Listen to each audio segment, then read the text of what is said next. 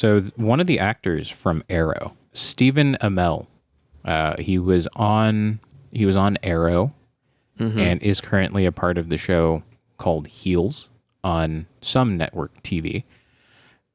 Came out to be a scab. He made a public statement saying that while he does support his union, he doesn't support the strike. He doesn't like the strike because the strike stops him from being able to promote his show. So, coming from a group of nobodies in this social media space, fuck you, dude. You are the scum of the earth. Because you are incapable of seeing the bigger picture of this. Yeah. And I truly hope that you lose your membership with SAGAFTRA. Because the other thing that he did was that he went to Comic-Con, or one of the cons, and did a panel promoting the show, which... Big no-no. Big no-no. So, truly hope that you lose everything that you've worked for. And then once you've gotten back down to, messing around in the mud with us lowly commoners, then you'll understand why this fucking strike is going on, you piece of shit. This episode of the podcast is brought to you by Dianne Feinstein. May fire and brimstone rain hell down upon your soul, you old cootie bitch. Who? Dianne Feinstein. She's currently I believe she's from California. She's like 93 or whatever. She's a member of the House of Representatives. And when she was called in to vote, all she needed to do was say yay or nay. And she went into a monologue because her brain is literally grimace cum. This week's cry for help is, this is a heavy one. It doesn't go to 911. We'll say that much. Yeesh. It's about police unions and the relationship between labor and the police inside of this country. This is kind of an emergency recording. We're doing this on a Tuesday night after we were both made aware of the DOJ's investigation on the Minneapolis Police Department, famously known for the murder of George Floyd that led to, I want to say, like 3 to 4 weeks of nationwide protests. We can round up and say a month. I feel like everyone talked about it for a lot longer, but I mean, the protests were probably went on for at least a month. And with those protests going on, there was also a lot of de-radicalization of the Black Lives Matter movement inside of this country. A lot of less than stellar people were put into positions of power inside of the organizing groups of Black Lives Matter. And that is why it seems as though things have kind of just fallen to the wayside. People don't really talk about the police brutality, specifically of that case or the case of Breonna Taylor. But, the cases that do make national news tend to be talked about in 1 to 2 week cycles, and then it kind of falls out of favor and we move on to the next thing. If it was like on that scale. Yeah. Otherwise, it's like a footnote. That doesn't mean that I'm saying that those cases don't matter or anything of that sort. But it is extremely frustrating that it takes one of those kinds of cases for a light to be shown upon the absolute degeneracy that goes on inside of the police, the policing sector of America, I guess I would say. So specifically, like the DOJ found that the Minneapolis Police Department has been known to use excessive, like extreme excessive force from the jump. From the jump. And they have been known to have done this for years now. Like decades.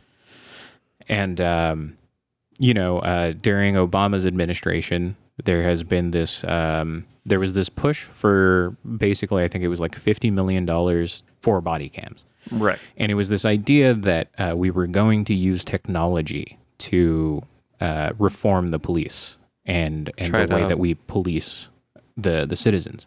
Right. But because of all these like stories, and there was never proof, and so it was really sensationalized whenever something like that happened, because it's like, what? No, you're going to listen to the druggie. And it's like, no, we had like, this was the attempt at like, no, we have like video footage. Now we also have cell phones, so we get that. We get stuff straight from the police's point of view, and it was supposed to be a direct thing to hold them accountable when they don't magically run out of batteries right before an encounter. It's like, oh, oopsie, like the audio on this video is just not working anymore magically. Or and it's like right when it escalates. Weird timing. Yeah. And to a certain degree, that is the doing of the unions, the police unions. They are kind of them, as well as the firefighters unions across America, are probably the two strongest unions in the United States of America. Yeah. And that is completely by design. I know that I have talked to you at length about this in private, but the function of police inside of this country is not to serve and protect the citizens. It is to protect and serve the interests of capital holders and nothing else. And that has always been the case from the initial inception of just like statewide or local police forces. It's always funny seeing the online discourse when talking about policing inside of this country, and everybody saying things like, oh, you guys would never live, like you guys could never survive without like a police force or something of that sort. There were 50 years in the beginning of like the establishment of the United States of America that like policing wasn't a real thing. Yeah. The first police force, the first like formal police force was not instated until I think it was like 1838. And one of the things that a lot of people have gone online to say specifically about the formation of police and the history of police is that like there's this idea that cops were nothing more than like slave catchers during that time, and like the historical accuracy of that is pretty low. They're like that was part of their responsibility specifically for the police force in the North. It's like you were expected to catch runaway slaves and return them to their owners. We call that catch and release nowadays. Yikes. But a lot from just like historical texts and everything, a lot of those cops did refuse to return the slaves just because most Northerners at that time understood that slavery, they were still a racist piece of shit. Oh, 100%. But at the same time, they were like, them having slaves fucks our economy over, essentially was the thought process behind all of that. So at the end of the day, there is still no such thing as a good cop. The institution of coppening is still a really coppening. Yeah, the institution of policing has always been just a moral hazard inside of this country. And like going back to the note on the unions and everything too, it's like ideally speaking, like with what the purpose is supposed to be in the minds of most people, it's like you want the people who chose a job that has inherent risks every day you like go out in uniform, you want to make sure that like that they do have like a strong like support system, because ideally everyone does everything right, follows due process, and like if they're going to be as militarized as they are now, you would think that they follow procedure as if they were in the military and like always like go through all of that, know what the consequences are of going against any due process during an emergency call or whatever. But that more and more often seems to not be the case, and was especially so in Minneapolis. Yeah. So I think the issue that I've had with the discourse surrounding this specific investigation is that people are under the impression that this is a single, like this is like a unique case where this is the only police department in the country that has had these issues. Yeah. And it's like what makes it unique, if anything, is just They were caught. well, yeah, sure. That they were caught because after the whole George Floyd thing, they decided to do like an actual, like all-in investigation on the entire like department. So this is the thing, and you know this goes out to, or this kind of just shows the power of a union and what it can do to protect its employees. Right. A lot of times, specifically in areas like Baltimore, Chicago, as well as LA, anytime that a cop does something fucked up, like in Baltimore, I think this was about 2-3 years ago, where there was body cam footage that showed the cop planted evidence in order to get an arrest. It was like he planted drugs on an individual. Right. And nothing ever really came of that. There was no further investigation on the Baltimore Police Department, and there was also I believe it was, his last name was McDonald, the black man that was Here in Chicago. Yeah, right before Floyd, I think. Well, I think it was right it after. happened. No, it happened a few years before, but the results of the trial of the officer that killed him and everything, Right. Yeah, those results came out. And like, you know, going even further back than that, the riots in LA of '92 with Rodney King, and there has never really been a further investigation done on any of the police departments where these cops acted like fucking demons. Yeah. Every single one of them is just covered in the grimace cum that is coming out of Dianne Feinstein's brain. So I think that is what makes this case unique. It's the single time where the federal government saw that if something wasn't going to be done, that like there was going to be true civil unrest, like to the point where major cities would burn. And to a certain degree, they kind of deserved it. Like, I might get in trouble for saying that, but To have it burn? yeah, major cities deserve to burn because, like, the major cities, the economics of a major city is truly built on the backs of minorities. Yeah. I mean, the thing with it, though, is just that at the end of the day, they're still going to be the ones that bear the brunt of whatever those consequences are. Absolutely. Even if they do burn. But so it doesn't do anything. When you are completely disillusioned by the lack of political power that you hold because your vote doesn't matter, as well as understanding that the group of people that have signed up to protect you are actively working against you, what is the only form of expression that you have left? Right. How will you express your dissatisfaction with the status quo? And that is to make the shit burn. Right. You know, when you demonize the protesters for flipping cars or like burning down a Target or whatever, just tell yourself, no, they're Phillies fans. Like, it's fine. It's the same thing. It's like the Eagles won the Super Bowl, you know, like that's just what happened. Even more recently, this was back in May of 2023, the Los Angeles Sheriff's Department was going under investigation after a letter was written to them telling them like, hey, we found 30 of your officers with gang affiliated tattoos. And this isn't just like, oh, they're a member of like the Crips, the Bloods, or like the Latin Kings. Or even like a biker gang where, you know, they just all go to Sturgis. Yeah, this is one of the gangs, the one with the most members that were found during this investigation was... they're called the Executioners. The fucking tattoo, like the actual tattoo, is a skull with like a crazy ton of Nazi symbols. Like it's insane.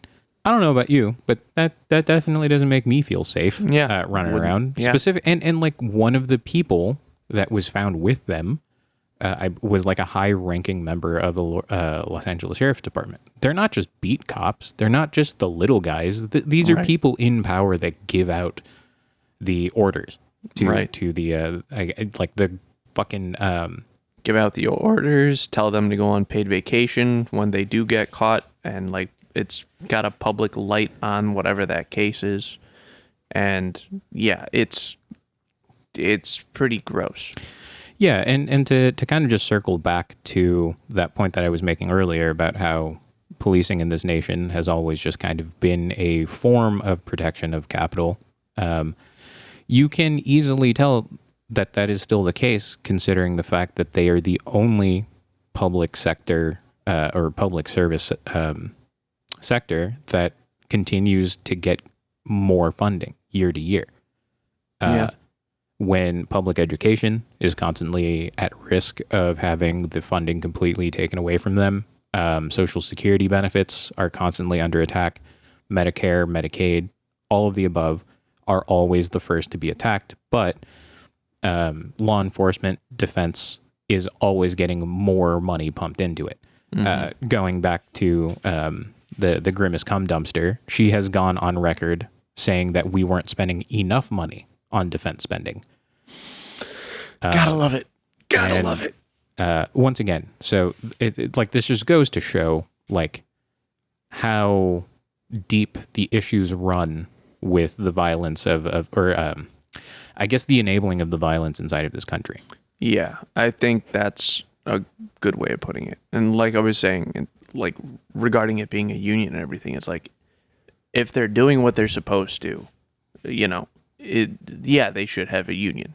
But when this is what's going on and the way that they're using the power of a union to cover up and like advocate for each other and then make these things into almost like contests, and it's like, so when this it's is going the back thing, to the though. Minneapolis thing, But it this was is like the thing that, that I'm just going to point out. It's like the unions are doing exactly what a union is supposed to be doing. Like if you are going to look at any example for that should make you pro-union, you should look at the police unions. Like look at how well they protect their employees from, like in this case, it's evil. It's 100% evil that like, these guys can literally get away with daylight murders. But that is what a union is supposed to do. That is what a trade labor or any type of union should have the power to do.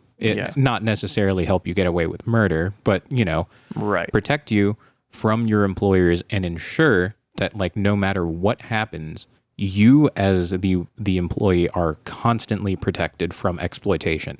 Yeah. But okay, go ahead with your point. It's one of those things where it's like when you literally have members, beating up people who are already in handcuffs and talking about like, oh man, I only punched him once. Like I'm showing so much restraint. Like that was a literal case. Like when that's what's going on, there needs to be some sort of. Your dentures fell out. That was crazy. No, but when things like that are becoming increasingly normalized, and especially at the frequency that it does specifically in Minneapolis, where like the ratio of like people to police is so like, or like, was it people to police, or was it just like the violent crimes committed by officer, or like the unnecessary escalations or whatever? It was the unnecessary escalation per capita was insane, because one of the things that was found was that like near lethal force was being used upon individuals that weren't even being arrested. Yes. Oh God, how did I fucking forget that part? Yeah. It's insane. And I truly believe that if the DOJ had the balls to do it and they went and deep dove into every single police department in this country, they would find similar numbers. They would find similar issues.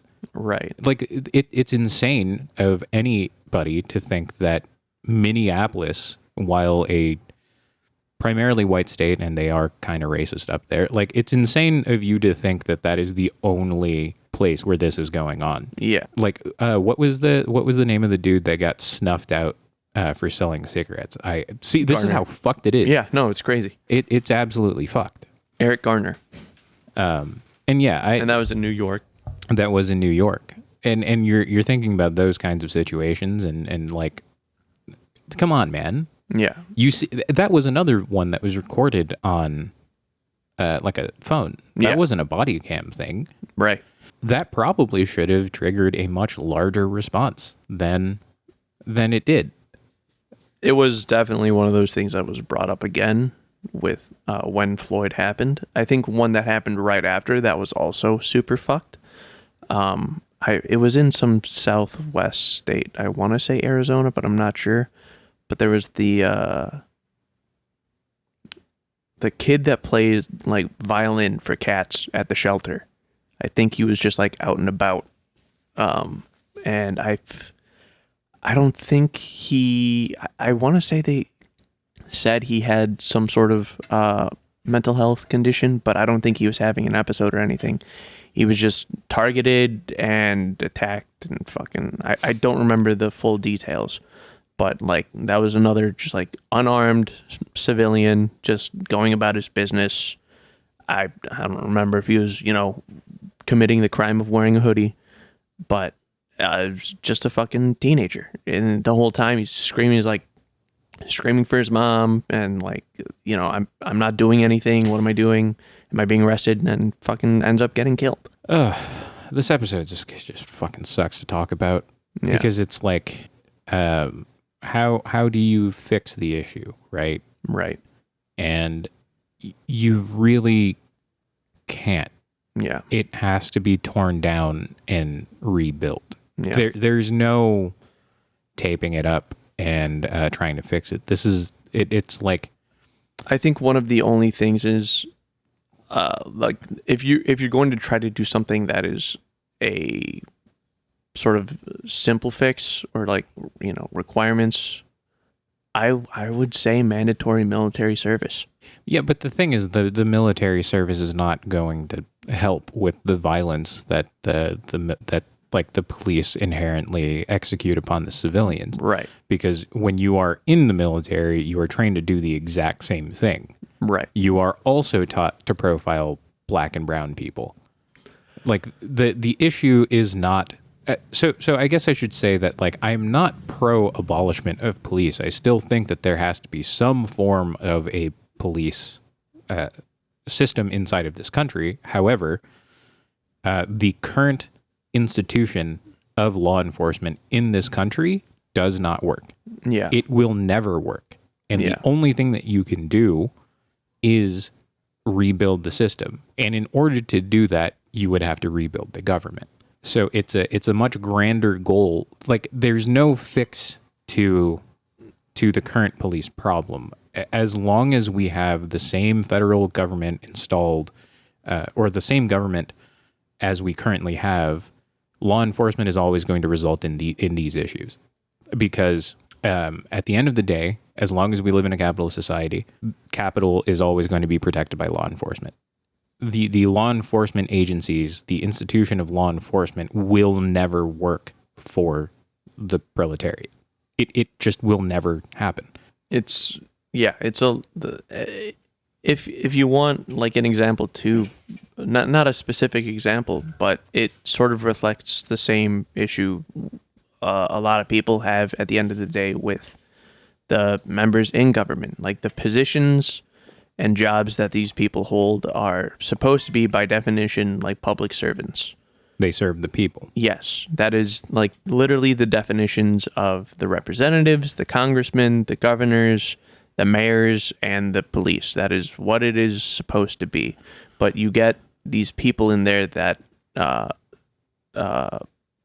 just take the power for themselves and just use it to excuse like their own thoughts and justify whatever means that they think suits any given situation, or their sponsors, because like you said, they're the ones that get they get the funding and they get the donations. Cop City. I think it would have been kind of dope if they called it Copenhaven. That was a good one. Yeah. I hate that you're clever for this episode specifically. Like of all of them. Instance, the rest of the time I've been like, my teeth have been falling out of my mouth. Yeah. You chose this this specific episode to touch your funny, but I mean, to be fair, we need something. Yeah. I mean, like, I know that the past couple of episodes that we've done, I have not been the same old dick joke guy because generally speaking, this is just how I am in real life for the most part. Like, and the world is kind of burning around us. Yeah. And I know that I've talked about this quite at length in post pods and things of the sort. But like, thinking that the world is on fire and being pessimistic about the current situation is not bad. It means that you have a realistic, unbiased look at the world, and you can see that it can be a better place for everyone. But if you are someone that's just going like, oh, you guys are just complaining for no reason, you guys are just out here being sensitive and just like being a bunch of sissies about everything. No, you are inherently the most pessimistic individual in the room, because you see what is happening around you and you're going, yeah, this is exactly right. That's fucked.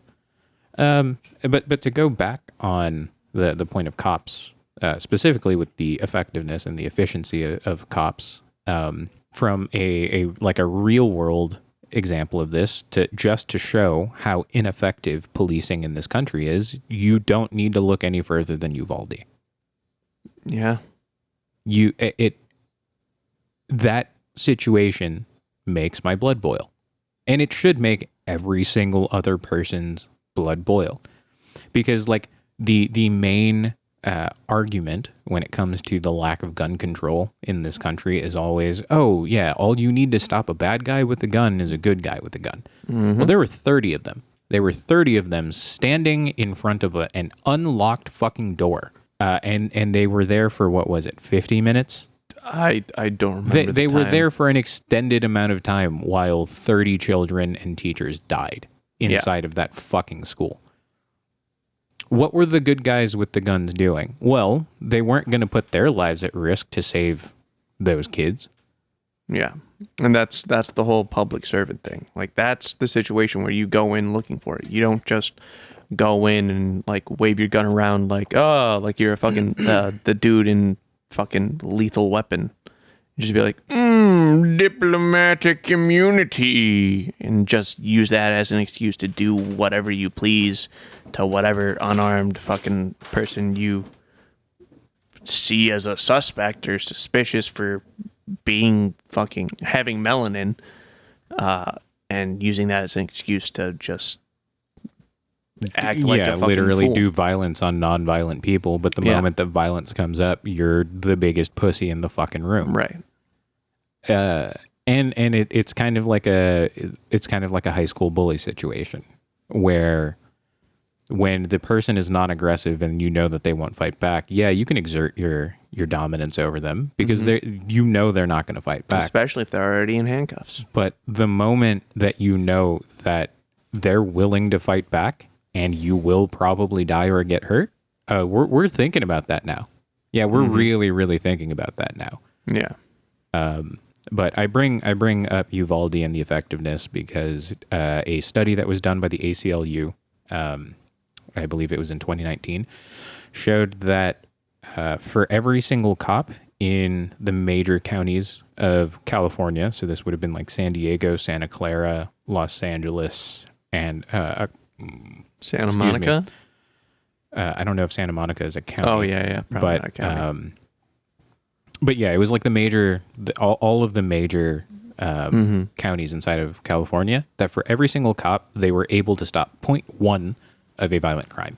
And the definition of a violent crime that was used was very generous. Because of how wide that net is, you would think that the number would be higher than 0.1. Because at some point, every single cop should be able to stop at least one of those types of crimes. But it's like at the same time, like, you know, there's always police on patrol in different places.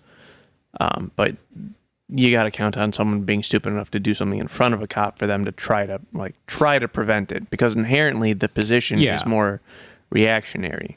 Like, you call them after something already went down, which is the other advocate for people having guns and stuff. But that's a whole other thing. Yeah. That's a very fair point. But point being, the cops are extremely ineffective in its current form, because like in Uvalde and like in LA and all of those cases, None of them fucking want to get hurt. Like I know like the whole conversation surrounding like the ACAB thing, like the all cops are bad conversation, Right. is always it's not all cops, it's just some cops. And it's like, listen, man, we both personally are friends, and I would consider him one of my closest friends, is a cop for CPD. Mm-hmm. He is not a bad person, but the institution that he works for is evil, and you can't convince me otherwise. Right. And like, if the institution is evil, it doesn't matter how good of a person the cop is. They're going to have to do evil shit. Yeah. Like, it's very low effort in action, but like for this kind of stuff, turning a blind eye is pretty fucked up. It's also, but this is the thing. It's easier.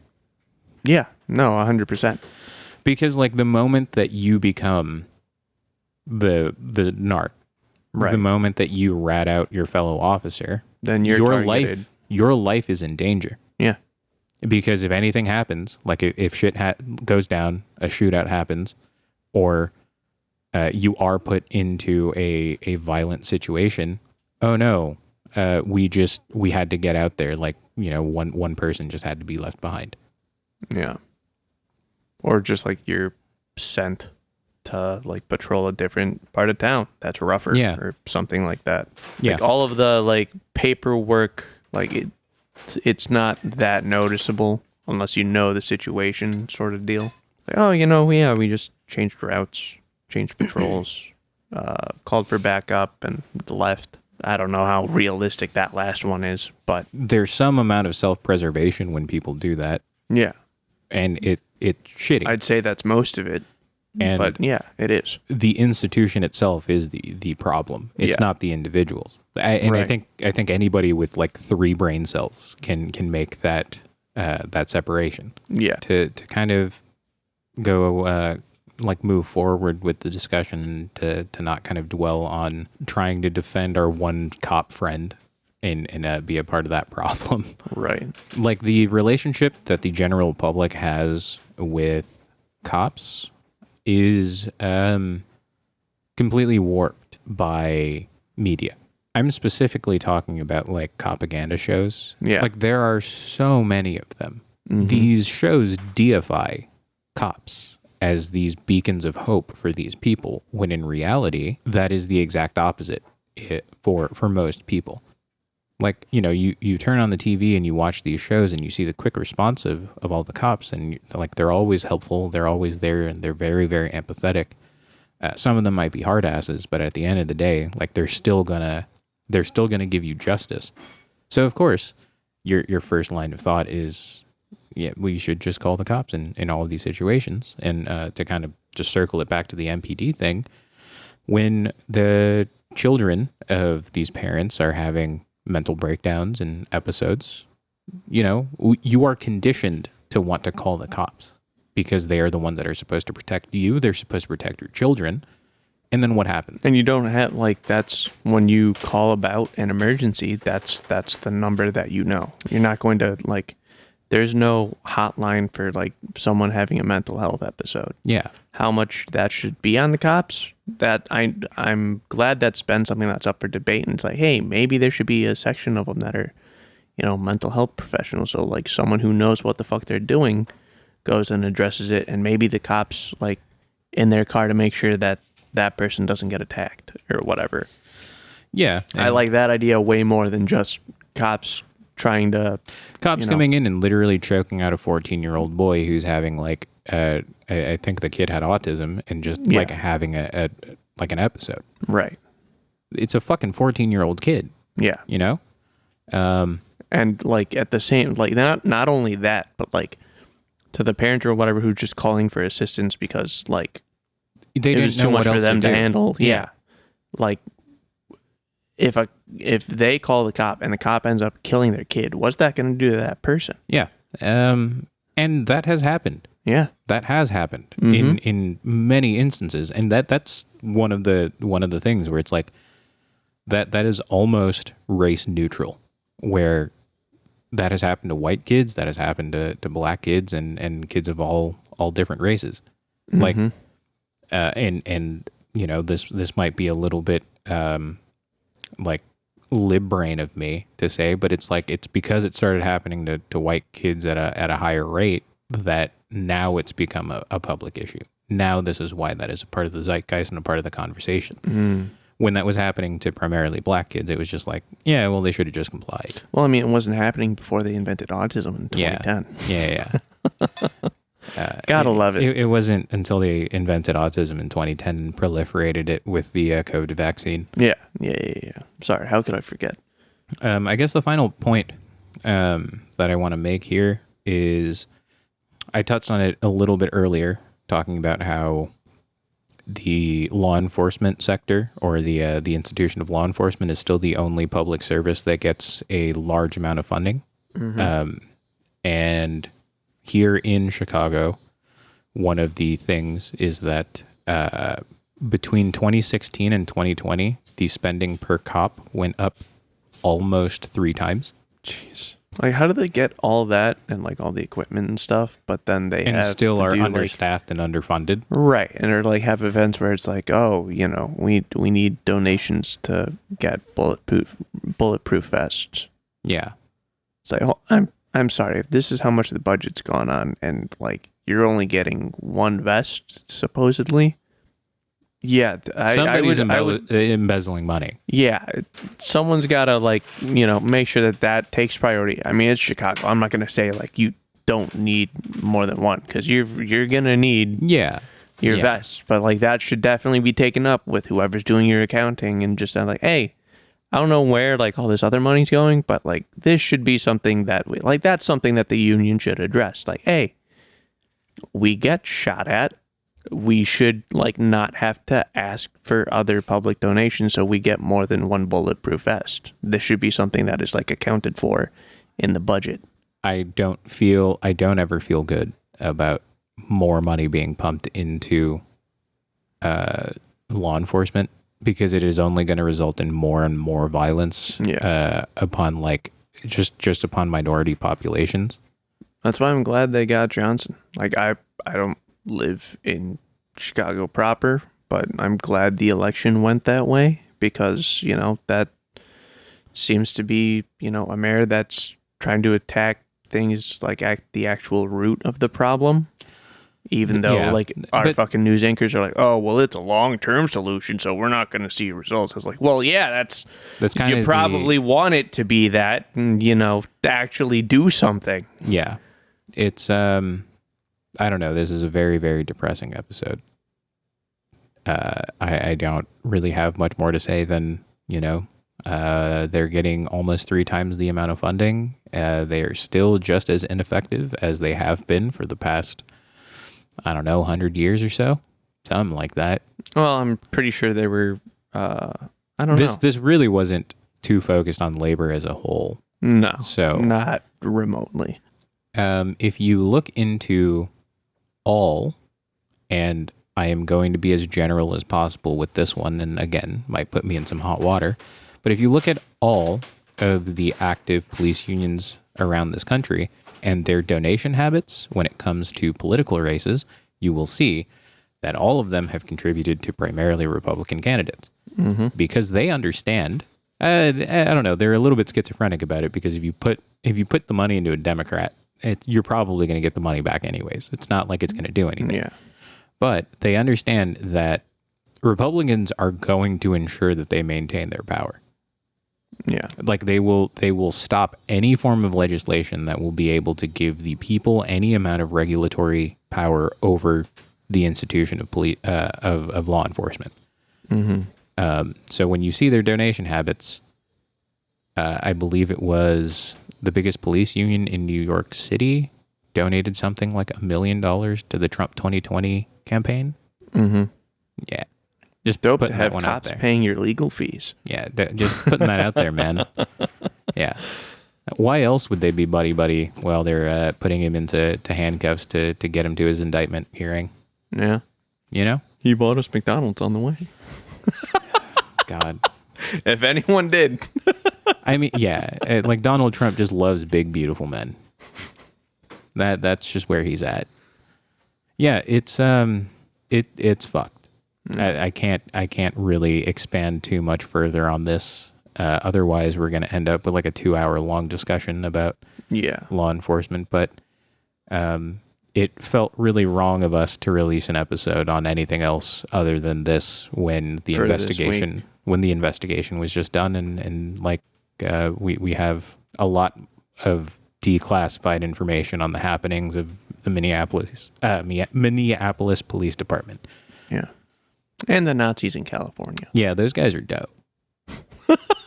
So most of the information that we kind of used for the brief amount of research that we did will be put into the description. Shout outs to Big Joel for making the MPD video. Shout outs to Knowing Better, as well as Skip Intro. Those were 2 other videos that we used, as well as The Cynical Historian. Those are like very, very good content creators that if you guys want to give into either political brain rot or nerd out on history, those are the channels that you guys should go to. Always, before signing off, shout outs to you, Dove Cameron. Hope you're enjoying the break, I guess.